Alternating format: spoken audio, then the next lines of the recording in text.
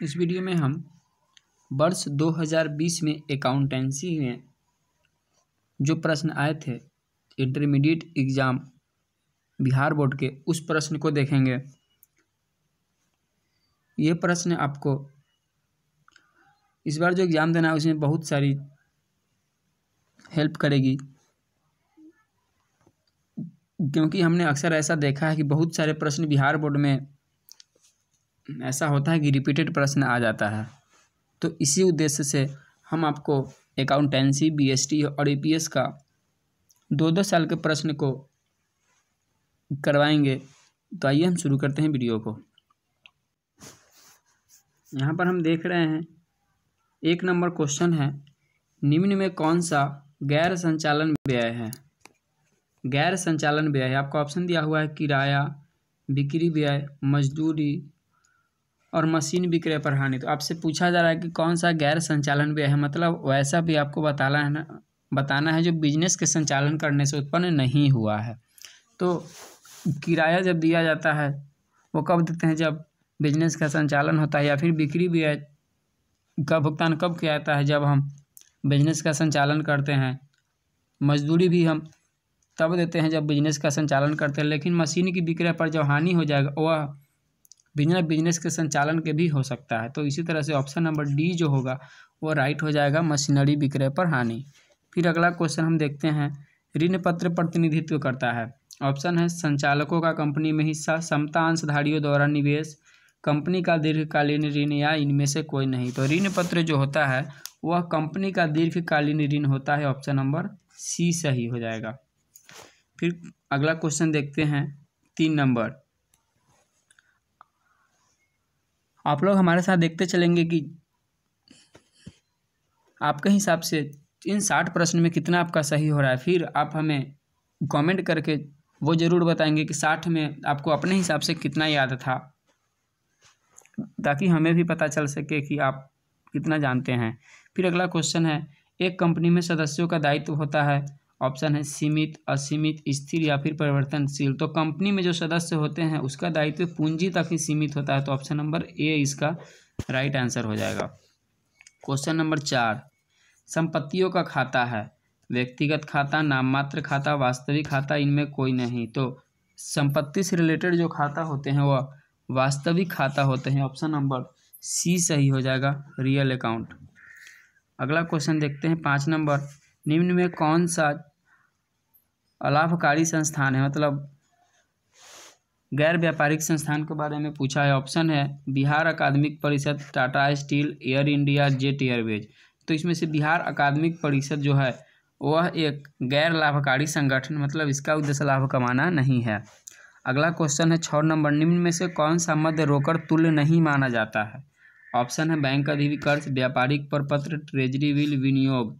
तो इसमें से विनियोग जो होता है उसको रोकड़ तुल्य नहीं माना जाता है।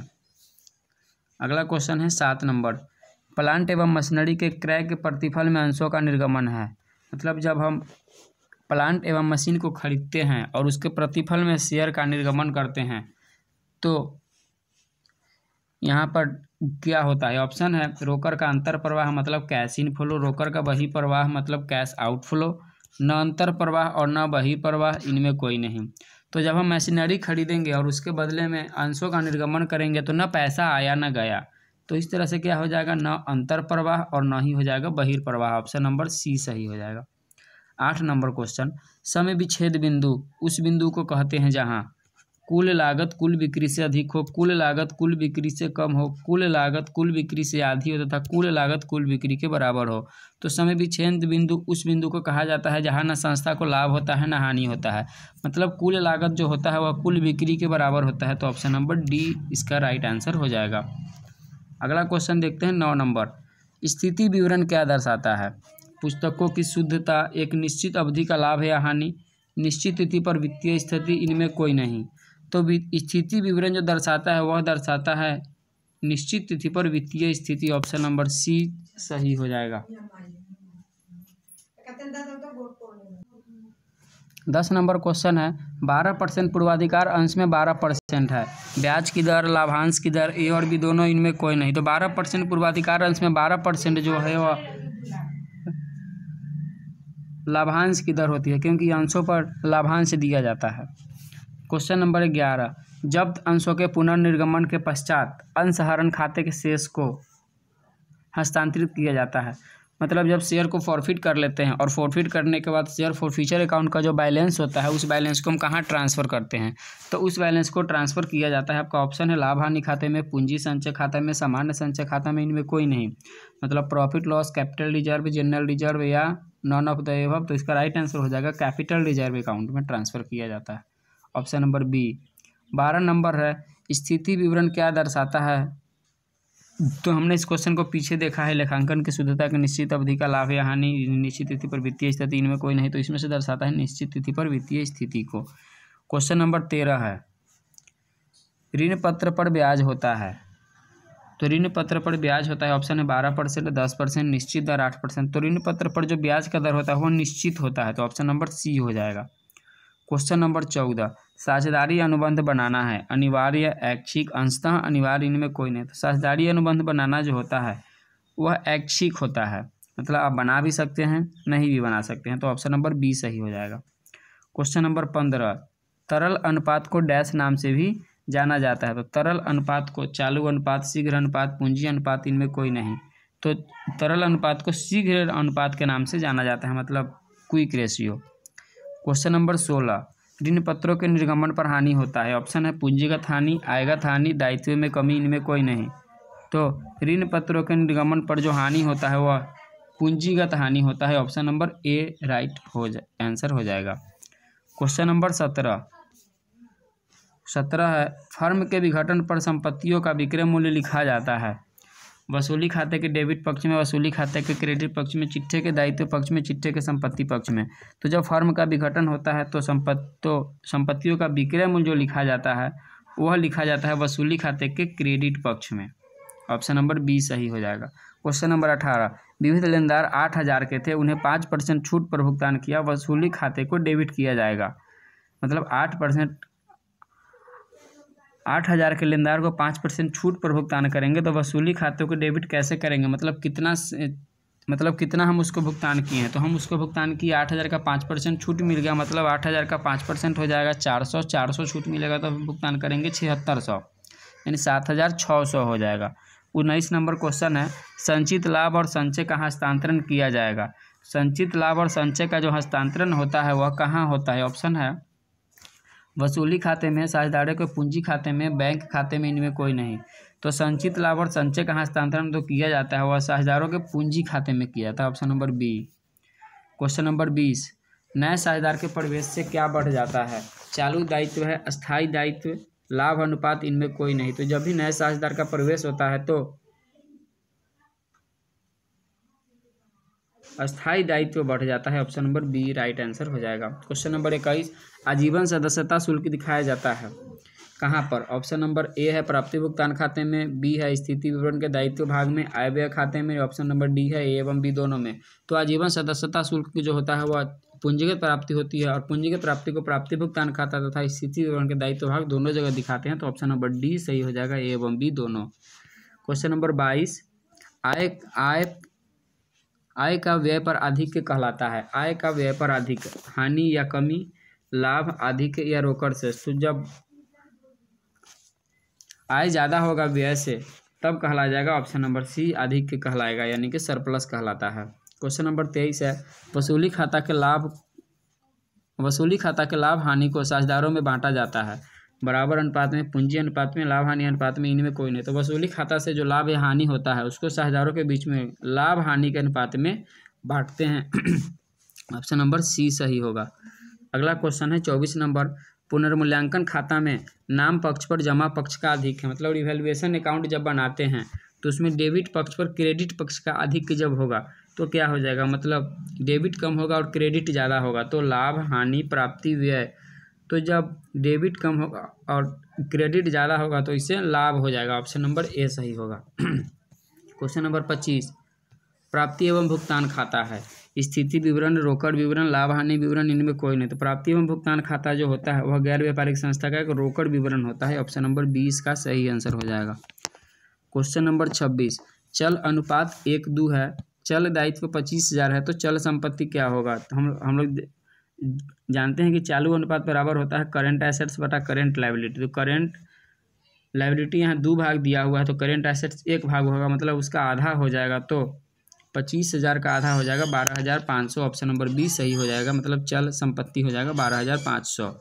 क्वेश्चन नंबर 27, कंपनी का वार्षिक रिपोर्ट निर्गत किया जाता है संचालकों के लिए, प्रबंधन के लिए, अंशधारियों के लिए, अंकेक्षक के लिए। तो कंपनी का जो वार्षिक रिपोर्ट इशू किया जाता है वह अंशधारियों के लिए इशू किया जाता है। ऑप्शन नंबर सी सही होगा। क्वेश्चन नंबर 28, वित्तीय विवरणों के निर्वचन में शामिल होता है। ऑप्शन है आलोचना एवं विश्लेषण, तुलना एवं प्रवृत्ति अध्ययन, निष्कर्ष निकालना, इनमें सभी। तो वित्तीय विवरणों के विश्लेषण में इनमें से सभी शामिल होते हैं। ऑप्शन नंबर डी सही हो जाएगा।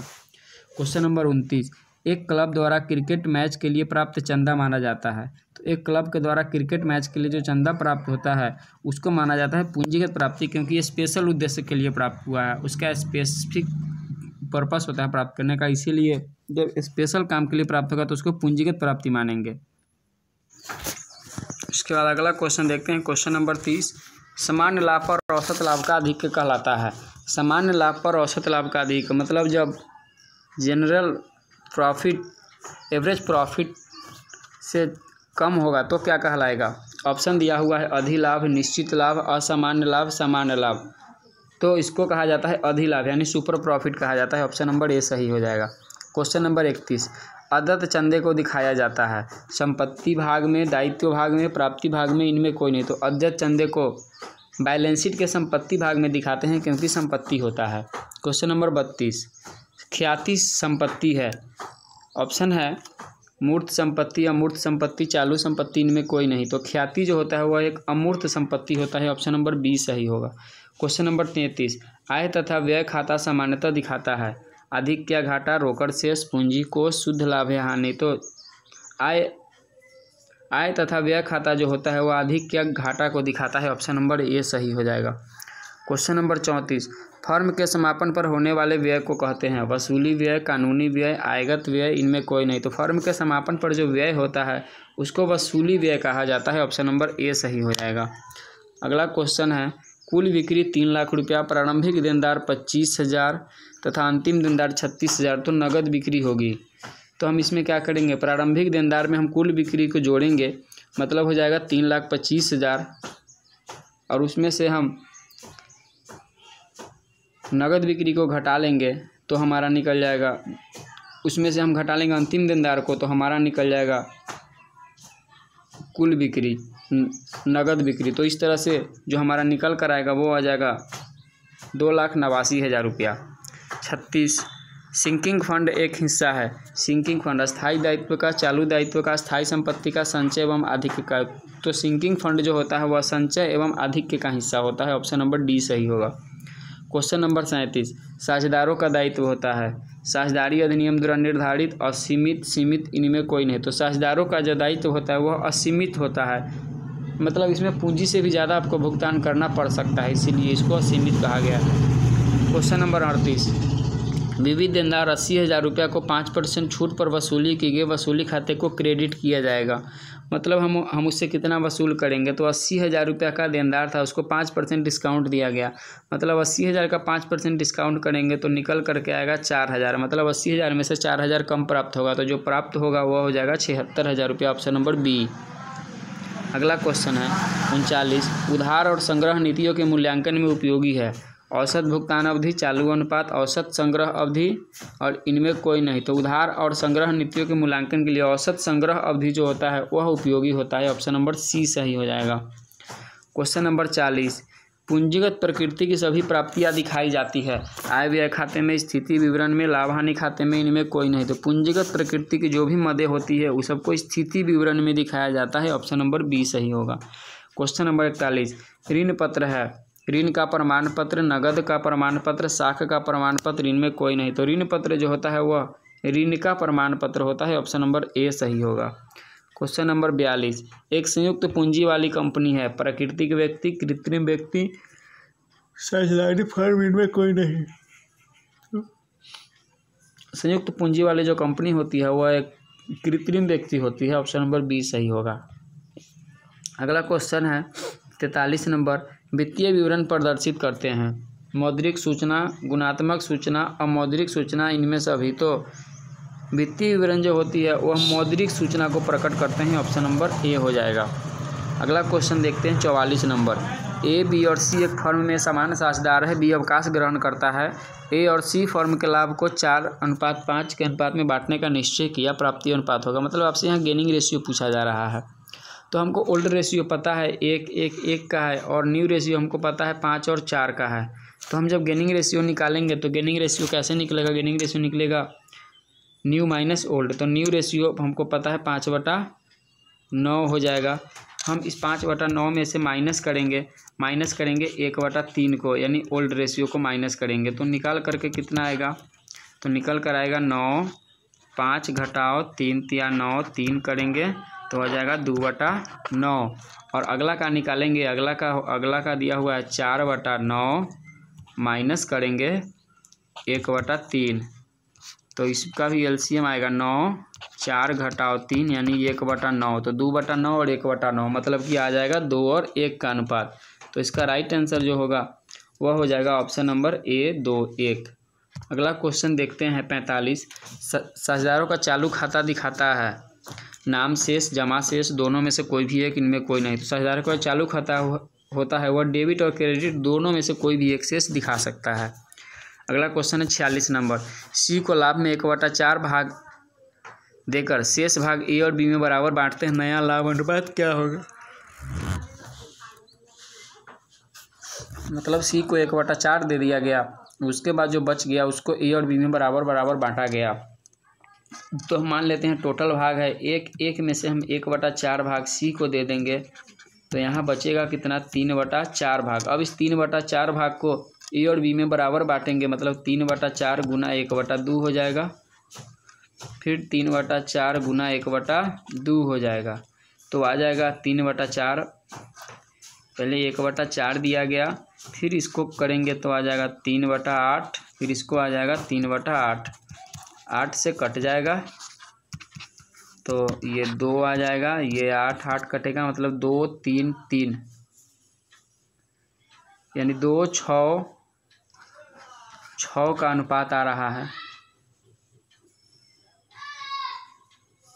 यानी कि इसका जो रेशियो होगा वह हो जाएगा ऑप्शन नंबर सी, 3, 3, 2 के अनुपात में। अगला क्वेश्चन देखते हैं। एक्स, वाई और जेड लाभ हानि को 1/3, 1/3, 1/3 के अनुपात में बांटते हैं। जेड की मृत्यु हो जाती है तो एक्स और वाई का नया लाभ अनुपात क्या होगा? तो जो हट जाता है उसको हटा देते हैं, मतलब जेड का मृत्यु हो गया तो हम जेड को हटा देंगे, बचेगा 1/3, 1/3। जब हम इसको बराबर करेंगे तो हमारा आ जाएगा 1/2 और 1/2 अनुपात, यानी बी सही हो जाएगा। 48 नंबर क्वेश्चन। तरल अनुपात प्राप्त होता है तरल संपत्ति को डैश से भाग देने पर। तो तरल अनुपात जो होता है मतलब लिक्विड रेशियो, उसका फॉर्मूला होता है करेंट क्विक एसेट्स या फिर लिक्विड एसेट्स बटा करेंट लायबिलिटी। तो करेंट लायबिलिटी से जब हम उसमें भाग देंगे तो हमारा लिक्विड एसेट्स प्राप्त हो जाएगा। Option number B. 49। एक कंपनी की मूर्त संपत्ति 4 लाख से बढ़कर 5 लाख रुपया हो गई, इसमें कितने प्रतिशत का परिवर्तन हुआ? तो 4 लाख से बढ़ के 5 लाख हो गया है, मतलब 1 लाख का वृद्धि हुआ। तो 1 लाख को हम गुना करेंगे 100 से और फिर नीचे लिखेंगे जितना से बढ़ गया है, तो बढ़ा है 4 लाख से ऊपर, तो ये 4 लाख। इससे कटेगा ये, इससे ये कट जाएगा, फिर 4 से ये कटेगा 20 मरतबे, तो 25 मरतबे कटेगा, यानी कि 25% का वृद्धि हो गया। ऑप्शन नंबर बी सही होगा। Question number 50। तुलनात्मक वित्तीय विवरण दर्शाते हैं एक संस्था की आर्थिक स्थिति, एक संस्था की उपार्जन शक्ति, ए एवं बी दोनों, इनमें कोई नहीं। तो इसका राइट आंसर हो जाएगा ऑप्शन नंबर सी, ए और बी दोनों। 51 नंबर क्वेश्चन है। आय व्यय खाता तैयार किया जाता है साझेदारी फर्म द्वारा, बैंक द्वारा, क्लब द्वारा, कंपनी द्वारा। तो आय तथा व्यय खाता जो होता है वह क्लब के द्वारा तैयार किया जाता है, जो कि नॉन प्रॉफिट ऑर्गेनाइजेशन होता है। एक फर्म में साझेदारों की अधिकतम संख्या होती है 7, 2, 20, 12। तो एक फर्म में साझेदारों की अधिकतम संख्या जो होती है वह 20 तक सीमित होती है। Option number C right answer होगा। क्वेश्चन नंबर 3 पर तीन साझेदारों का बराबर लाभ अनुपात है 1/2, 1/3, 1/6, 4/9, 1/3, 2/9, 1/3, 1/3, 1/3, 1/2, 1/4, 1/4। तो यहाँ ऑप्शन नंबर सी जो होगा वो इसका राइट आंसर हो जाएगा, इसमें तीनों बराबर है। क्वेश्चन नंबर 54, निम्न में कौन लाभदायकता अनुपात नहीं है? तो यहाँ पूछा गया लाभदायकता अनुपात नहीं है। ऑप्शन है सकल लाभ अनुपात, शुद्ध लाभ अनुपात, चालू अनुपात, संचालन अनुपात। तो इसमें से चालू अनुपात जो है वह लाभदायकता अनुपात नहीं है। अगला क्वेश्चन है साझेदारी समझौता हो सकता है मौखिक, लिखित, मौखिक या लिखित, इनमें से अभी। तो इसका राइट आंसर हो जाएगा ऑप्शन नंबर सी, मौखिक या लिखित कुछ भी हो सकता है। क्वेश्चन नंबर 56, फर्म के विघटन के समय संपत्तियों का पुस्तकीय मूल्य वसूली खाते के किस भाग में लिखा जाता है? तो जब फर्म का विघटन होता है तो संपत्तियों का जो पुस्तकीय मूल्य होता है वह वसूली खाते के डेबिट पक्ष में लिखा जाता है। Option number A right answer होगा। 57, निम्न में से किसे वसूली खाते में हस्तांतरित किया जाता है? रोकड़ खाते के शेष को, लाभ हानि खाते के शेष को, संपत्तियों के विक्रय से प्राप्त राशि को, संचय को। तो इनमें से संपत्ति के विक्रय से जो राशि प्राप्त होती है उसको हम वसूली खाते में हस्तांतरित करते हैं। ऑप्शन नंबर सी सही होगा। अगला क्वेश्चन है रोकड़ प्रवाह विवरण तैयार किया जाता है आर्थिक चिट्ठा से, लाभ हानि खाता से, अतिरिक्त सूचनाओं से, इनमें सभी। तो रोकड़ प्रवाह विवरण जो होता है वह इनमें से सभी से तैयार किया जाता है, मतलब आर्थिक चिट्ठा से भी, लाभ हानि खाता से भी और अतिरिक्त सूचनाओं से भी। क्वेश्चन नंबर 59, निम्न में कौन सा एक गैर रोकड़ मद नहीं है? पूछा गया गैर रोकड़ मद नहीं है नगद विक्रय, ख्याति का अपलेखन, ह्रास, अप्राप्त ऋण के लिए प्रावधान। तो इसका जो राइट आंसर हो जाएगा वो हो जाएगा नगद विक्रय एक गैर रोकड़ मद नहीं है, मतलब यह एक रोकड़ मद है। क्वेश्चन नंबर 60, आय विवरण क्या दर्शाता है? पुस्तकों की शुद्धता, एक निश्चित अवधि का लाभ हानि, रोकड़ बही का शेष, इनमें कोई नहीं। तो आय विवरण जो होता है वह एक निश्चित अवधि का लाभ हानि को दर्शाता है। तो इस तरह से हमने वर्ष 2020 में पूछे गए अकाउंट के सभी 60 प्रश्नों को देखा है। इसी तरह के और भी वीडियो हम आप तक सभी विषय के 2-2 साल के क्वेश्चन को पहुंचाएंगे। आपको कैसा लगा आप हमें ज़रूर बताएंगे। फिर मिलते हैं दूसरे वीडियो में, तब तक के लिए धन्यवाद।